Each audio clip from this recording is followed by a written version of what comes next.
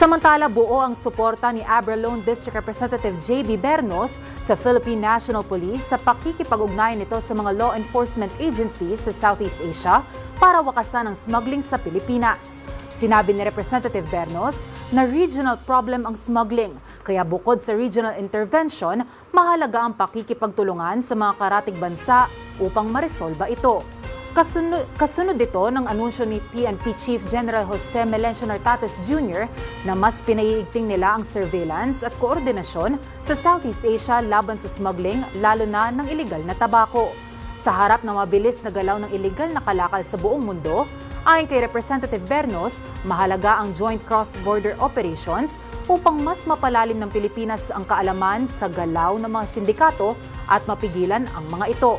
Dahil dito, aktibong isinusulong ng mambabatas ang patuloy na mga operasyon laban sa smuggling na ay malaking banta sa kabuhayan ng mga Pilipino at sa serbisyo publiko. Ako po si Sofia Potenciano.